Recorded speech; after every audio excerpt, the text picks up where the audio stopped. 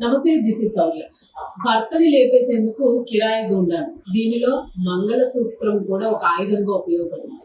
వినడానికి షాకింగ్ గా ఉంది. అసలు స్టోరీ ఏంటో మనం కనుక్కుందాం.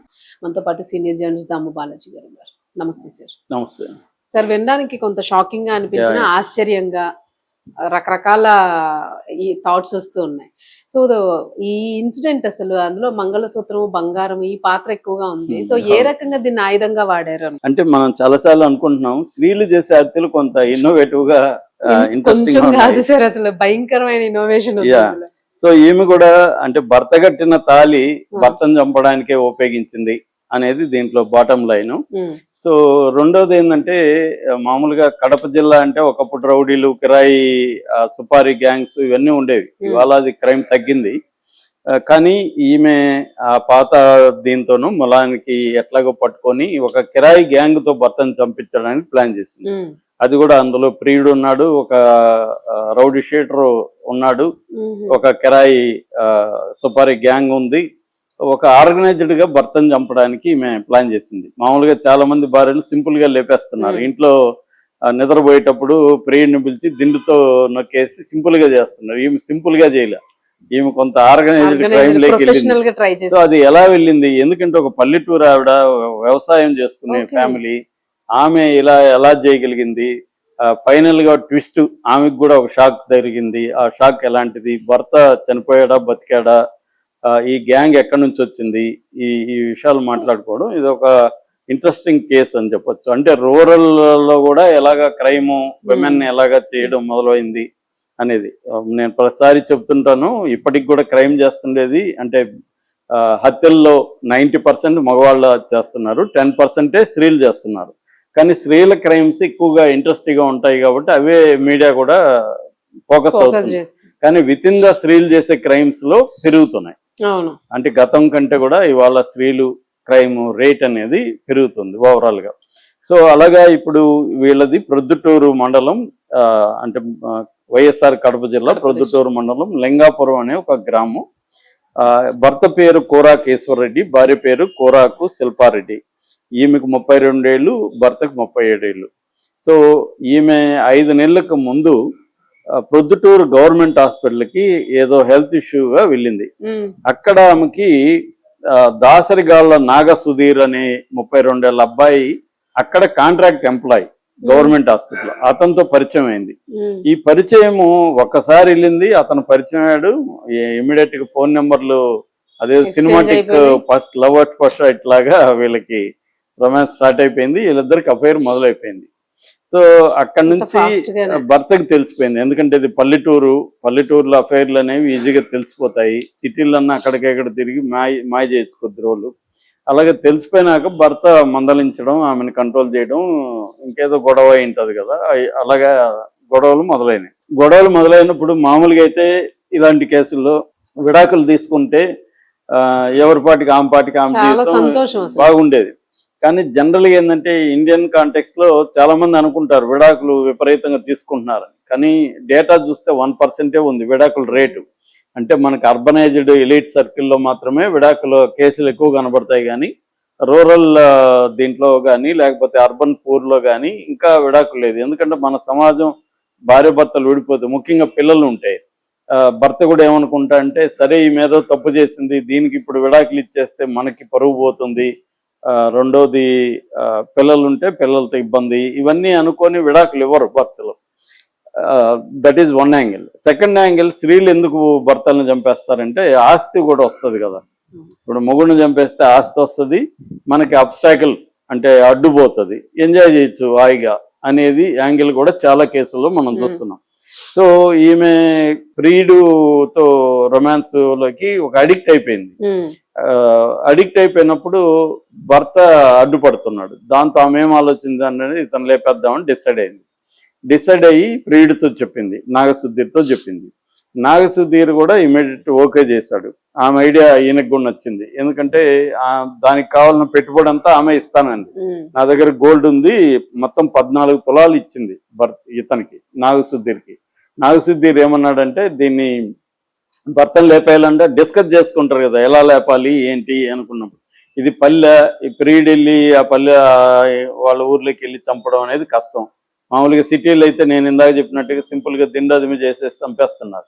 తాగించి ఆ రోజు మందు తాగించి బాగా నిద్రపోయినాక దిండు అదిమి భార్య కాళ్ళు పట్టుకుంటే ప్రీడ్ వెళ్ళి చెస్ట్ మీద కూర్చొని చంపే సింపుల్ గా కానిస్తున్నారు చాలా చోట్ల. ఇదేమో పల్లెటూరు, ఇతను వెళ్ళి అక్కడ చేస్తే ఇవన్నీ కాబట్టి ఒక మనం ప్రొఫెషనల్ గా చేద్దాం. వాళ్ళైతే పైగా గ్యారంటీ ప్రొఫెషనల్స్ అయితే వాళ్ళు ఒక సిస్టమేటిక్ గా ఆర్గనైజర్ చేస్తారు అని చెప్పి ఇతనికి తెలిసిన, అంటే ఈ గవర్నమెంట్ హాస్పిటల్ కాబట్టి క్రిమినల్స్ ఖైదీలను కూడా అక్కడికి తీసుకొస్తారు కదా, అలాగా ఇతనికి ఒక రౌడీ షీటర్ తో పరిచయం ఉంది.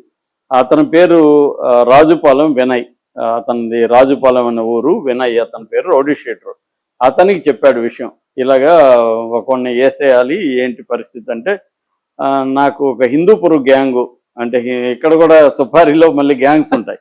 హిందూపురంలో శ్రీ సత్యసాయి జిల్లా హిందూపురంలో గ్యాంగ్ ఉంది, వాళ్ళకి మనం మాట్లాడదామని తన ఆ గ్యాంగ్ని కాంటాక్ట్ చేశాడు. ఆ గ్యాంగ్ మెంబర్స్ మొత్తం 9 మంది. ఆ 9 మంది 10 lakhs అడిగారు డబ్బులు. సరే 10 lakhs వీళ్ళు ఒప్పుకున్నారు. ఈమె 14 తులాల గోల్డ్ నాగసుధీర్కి లవర్కి ఇచ్చింది. ఇతను ఏం చేశాడంటే, ఇతనిది నేటివ్ ప్లేస్ జమ్మలమడుగు.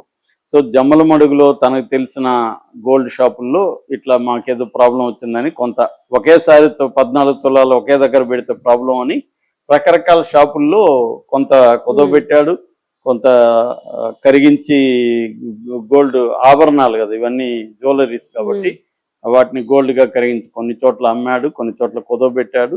ఈ 2 టౌన్లలోనూ ఈ పని చేశాడు. దీంట్లో ఆమె ఇది కూడా ఇచ్చేసిందంట, మంగళసూత్రం కూడా. అంటే దీనికి పనికి రాకపోతే దీనికి పనికి రాకపోతే ఇంక దేనికని, తర్వాత ఏమో అవసరం కూడా లేదు కదా, సో ముందుగానే అది కూడా ఇచ్చేసింది. సో ఇచ్చేసి ఆ గ్యాంగ్ రంగులో దిగారు. అడ్వాన్స్ గా 5 లక్షలు ఇచ్చారు, మిగతా 5 లక్షలు పని అయినాక ఇస్తామని చెప్పారు. ఇది కూడా మామూలే కదా. సో వాళ్ళు వచ్చారు. గ్యాంగ్ ఏంటంటే 2 రకాల ప్లాన్లు వేశారు. వాళ్ళు ప్రొఫెషనల్ కదా, ప్రైమరీ ప్లాన్, సెకండరీ ప్లాన్ అని 2 వేశారు. అంటే plan A, plan B. Plan ఏదంటే ఈమె రియల్ ఇంటెలిజెన్స్ అంటారు దాన్ని, అంటే రియల్ టైమ్ ఇంటెలిజెన్స్. అంటే అతను ఎక్కడెక్కడ వెళ్తున్నాడు ఏంటి మొత్తం ఎప్పటికప్పుడు ఈమె మినిట్ టు మినిట్ చెప్పాలి. చెప్పిన తర్వాత మామూలుగా అయితే వీళ్ళ స్కెచ్ ఏంటంటే, ప్రొద్దుటూరు బైపాస్ రోడ్డు అయితే వెహికల్స్ వేగంగా వెళ్ళిపోతుంటాయి, జనం అక్కడ పెద్దగా ఉండరు, అక్కడ వేద్దామని డిసైడ్ అయ్యారు ఈవినింగ్. సరే అని మొన్న 22వ తేదీ గ్యాంగ్ దిగారు. గ్యాంగ్కి వినయ్ ఏర్పాట్లన్నీ చేశాడు, మందు వ్యాపారాలు ఉండడానికి ఇవన్నీ కూడా రౌడీ షీటర్ చూసుకున్నాడు. సో గ్యాంగ్ దిగింది. ఈమెమో రియల్ టైమ్ ఇంటెలిజెన్స్ ఇస్తుంది కదా, ఆవిడ బయలుదేరాడు బైక్లు అని ఆమె చెప్పింది. వీళ్ళు 2 కార్లు వాడారు, మొత్తం 9 మంది. వీళ్ళు కార్లలో బయలుదేరారు. సో అతని డీటెయిల్స్, అతని బండి వీడియో తీసి పంపింది, అంటే ఏ బండి ఏ కలర్ మొత్తం. సో అతని ఫోటోలు అన్ని కూడా వీళ్ళకి వచ్చేసాయి. సో రెండోది ఏంటంటే, ఈ రౌడీ వినయ్కి కూడా ఆల్రెడీ చూపించి పెట్టారు. సో ఇవన్నీ తెలుసు కాబట్టి వీళ్ళు ఫాలో అయ్యారు. ఫాలో అయ్యి అతన్ని ఢీ కొట్టారు. అంటే వాళ్ళ ప్లాన్ ఏంటంటే, ఒకవేళ ఇక్కడ ఫెయిల్ అయితే ఇతను పొలంకి వెళ్తాడు. పొలంలో ఆల్రెడీ యాంబుష్ అంటే ఒక దగ్గర దాక్కొని ఉండి అటాక్ చేసి పొలంలో చంపేయాలనేది 2వ ప్లాన్. అక్కడ కొద్దిగా రిస్క్, ఎందుకంటే పొలంలో అక్కడ ఇక్కడ పని చేస్తుంటారు, అది ఓపెన్ ప్లేసు, మళ్ళీ రిట్రీట్ చూసుకుంటారండి. అంటే ప్రొఫెషనల్ గ్యాంగర్స్ ఎప్పుడు కూడా మామూలు వాళ్ళు ఏందో చంపే వరకు ఆలోచిస్తారు. ప్రొఫెషనల్ గ్యాంగర్స్ చంపినాక ఎలా అక్కడ నుంచి ఎలా ఎస్కేప్ అవ్వాలి, ఎక్కడికి వెళ్ళాలి, ఎంత టైం పడుతుంది, అందులో కూడా ప్లాన్ ఏ ఫెయిల్ అయితే ప్లాన్ బి ఏంటి, ఎస్కేప్ అయినాక ఎక్కడికి పోవాలి, లాయర్లు ఎవరిని పెట్టుకోవాలి, ఇవన్నీ కూడా వాళ్ళు మొత్తం ప్లానింగ్ ఉంటుంది ప్రొఫెషనల్ గ్యాంగ్స్. అందుకని జనరల్ సుపారీ ఇంత డబ్బులు ఎందుకు ఇస్తారంటే, జనరల్ గా మిస్ అవ్వదు. తర్వాత కూడా వాళ్ళు ప్లాన్డ్ గా మనం దొరికితే ఎలా మాట్లాడాలి ఇవన్నీ వాళ్ళకి, ఎందుకంటే ఆల్రెడీ సిస్టమ్స్ తెలుసు వాళ్ళకి, పోలీస్ వ్యవస్థ, జైలు ఇవన్నీ తెలుసు వాళ్ళకి, ఇవన్నీ ఎట్లా పనిచేస్తాయి కూడా వాళ్ళకి తెలుసు అనమాట. అందుకని దాన్ని ఉపయోగించుకొని వాళ్ళు ప్లానింగ్ అంతా అట్లా ఉంటుంది. సో వీళ్ళు కూడా అలాగ ప్లాన్ చేశారు. సో కార్ని, ఈ వెహికల్ని, 2 వీలర్ని ఫాలో అయ్యారు. ఫాలో అవుతూ ఒక దగ్గర పోయి గుద్దారు. గుద్దినాక పడిపోయారు. మామూలుగా వీళ్ళ ప్లాన్ ఏంటంటే, గుద్దాలి, పడిపోయినాక కత్తులతో అటాక్ చేసి చంపాలి అనేది. కానీ ఈశ్వర్ రెడ్డి కొంత షార్ప్ ఉన్నాడు మనిషి. సో అతను గుద్దగానే అతను ఇది యాక్సిడెంట్ కాదు అనేది అతనికి అర్థమైపోయింది. యాక్సిడెంట్ కాదు, నన్ను కావాలని గుద్దించారు. కొద్దిగా కడప బ్యాక్గ్రౌండ్ అవన్నీ ఉండడం వల్ల కూడా వాళ్ళలో కొంత ఉంటది. అవును. ఇది చూస్తా ఉంటారు కదా. సో దాను ఇమ్మీడియట్ గా పడగానే గబగబాని లేచి పరిగెత్తగలిగాడు, అరిశాడు. జనం కూడా అక్కడక్కడ వెహికల్స్ అన్ని ఆగడం, దాంతో గందరగోళం అయిపోయింది, వీళ్ళ ప్లాన్ ఫెయిల్ అయిపోయింది. దాంతో అక్కడ నుంచి అతను ఎవరిదో వెహికల్ లిఫ్ట్ తీసుకొని అక్కడ నుంచి నేరుగా 1 టౌన్ పోలీస్ స్టేషన్కి వచ్చి మొత్తం కంప్లైంట్ ఇచ్చాడు. 1 టౌన్ పోలీస్ స్టేషన్లో కూడా సిఐ కొండారెడ్డి చాలా క్విక్గా ఇమ్మీడియట్ గా 2-3 బృందాలని దీనికోసమే కేటాయించి రంగంలోకి దించాడు. సో ఆల్రెడీ ఆమె ఫోన్ నెంబరు, ఆమెని ఫస్ట్ పట్టుకోగలిగారు. అట్లాగే సుధీర్ దొరికాడు. దాంతో ఇంకా వరుసగా గ్యాంగ్ మెంబర్స్ అందరూ కూడా, అంటే ఒకటేమో ఫోన్లు ట్రాక్ చేశారు, రెండోది ఈ మనీ ట్రైల్ ఇతను ఎక్కడెక్కడ అమ్మాడు అవన్నీ కూడా ట్రాక్ చేయగలిగారు. సో మొత్తం అయితే చాలా పకడ్బందీగా కేసును అయితే పట్టుకోగలిగారు. ఇప్పుడు 11 మందిని అరెస్ట్ చేశారు. వాళ్ళు 9 మంది, వీళ్ళు ఒక వీళ్ళిద్దరి కోసం మొత్తం అరెస్ట్ చేశారు. సో ప్రస్తుతానికి ఇంక వీళ్ళిద్దరు జైలే. ఇంకా వీళ్ళిద్దరు జైలే. కాకపోతే ఏంటంటే వీళ్ళకి క్రైమ్ అలవాటు కాబట్టి గ్యాంగులకి ఇవన్నీ కూడా ఆలోచించాడు దొరికినాక కూడా. అంటే ఇది హత్యాయత్నమే కదా, హత్య కూడా కాదు, మామూలుగా ఆరోపణ హత్యాయత్నమే కాబట్టి ఇంకా అదంతా ప్రూవ్ కావాలి. సో ముందు 1 నెల అయితే జైల్లో ఉంటారు. జైల్లో కూడా వీళ్ళకి ముందే ప్లానింగ్ ఉంటది. జైల్లో డబ్బు నేను చెప్పినా కదా, జైల్లో డబ్బులు ఉంటే బాగానే అత్తగారింట్లో అల్లులాగా ఉండొచ్చు. సో అవన్నీ ముఖ్యంగా కడప జిల్లాలో చాలా బాగా జరుగుతుంది, డబ్బులు ఉంటాయి. సో అలాగా వీళ్ళు ప్రజెంట్ అయితే వీళ్ళిద్దరు మాత్రం ఎవిడెన్స్ దొరికేసినట్టే కదా సార్. ఇప్పుడు భార్యాభర్తలు, అదే లవ్వరునా అమ్మాయి, అదే ఇవన్నీ రేపు కోర్టులో సాక్ష్యాలు నిలబడాలి. ఆమెకు సంబంధం లేదన్నారనుకో, రేపు వీళ్ళు ఆమెకు సంబంధం ఉన్నట్టు నిరూపించడానికి ఫోను, కాల్ రికార్డులో సిడిఆర్ అంటారు కదా, కాల్ డేటా రికార్డు, అవన్నీ సబ్మిట్ చేయాలి, టెక్నికల్ ఎవిడెన్స్. ఇక్కడ కానీ పోలీసులు కానీ మేనేజ్ చేశారనుకోండి, పోలీసులు ఎవిడెన్స్ ని మెల్లగా డైల్యూట్ చేస్తారు. లేదు అని అనుకుంటే ఆ ప్రియుడికే మొత్తం చుట్టుకునేటట్టుంది. బంగారం పట్టుకుపోయి అమ్మాడు కదా, వాడి దొంగతనం చేసాడని అన్నది అనుకోండి, అదే వాడికి కొద్దిగా దొరుకుతాడు. ఎక్కడెక్కడ అమ్మారు అవన్నీ కూడా రికార్డులు తెప్పించారు వీళ్ళు. కాకపోతే దానికి దీనికి లింక్ పెట్టాలి. అంటే ఆ గోల్డ్ అమ్మడం, ట్రైల్ ఆఫ్ గోల్డ్ అంటారు, ట్రైల్ ఆఫ్ మనీ, ఇవన్నీ చేయాలి. అంటే పకడ్బందీగా ఆర్గనైజ్డ్ గా పోలీసులు పనిచేస్తే మాక్సిమం చేయొచ్చు. కాకపోతే ఇట్లా అంటే నడి వీధిలో చంపిన కేసులు కూడా వీగిపోయిన కేసులు చాలా ఉన్నాయి మనకి. ఎందుకంటే సంవత్సరానికి యావరేజ్ లో 33,000 మర్డర్లు జరుగుతాయి ఇండియాలో. అందులో 40-30% కూడా కన్విక్షన్ రేట్ లేదు.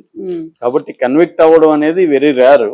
అందుకనే వీళ్ళు ఏంటంటే డబ్బులు దానికి కూడా ముందుగా ప్లాన్ చేసుకుంటారు. మొత్తానికి ఇక్కడ ఇంకా 5 లక్షలు వీళ్ళ దగ్గర ఉన్నాయి కదా. మంగళసూత్రం కాపాడింది సార్ ఆయన ప్రాణాలు. ఆయన కాపాడింది అంటారా? అట్లా ఆవిడ సంగతి ఏమో గానీ కట్టిన వేళ మొత్తానికి అయితే అతనైతే సేవ్ అయ్యాడు. అతను సేవ్ అవడానికి ప్రధాన కారణం అతను హుషారుగా ఉండడమే. అంతే. Thank you sir.